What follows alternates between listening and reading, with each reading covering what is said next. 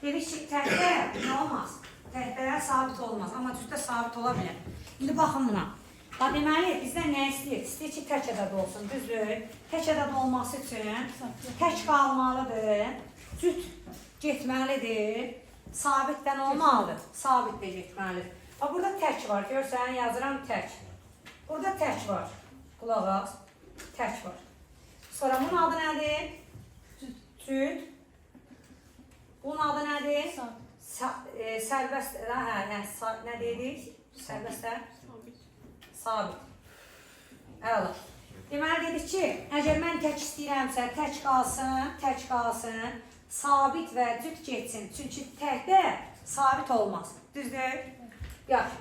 Deməli, tək olması üçün cüt funksiya mənfi olsun. Modulda A, sağ 3 bərabərdir 0 olsun. Bir bunu ödəməlidir. Bir də təkdə sabit olmur deyə sabit olmamalıdır. Sabit olmasın. Buradan alınan ki, A bərabərdir nəyə? Mənfi 3-ə.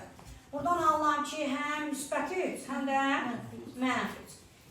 İndi, axı, bunun mən 3 yazası olsam, cüt gedəcək, sabit qalacaq. Və deyirsən ki, təkdə də sabit olmaz axı. Deməli, ikisini birdən məhv eləyən lazımdır bizə. İkisinin ortaq cavabı nə olar?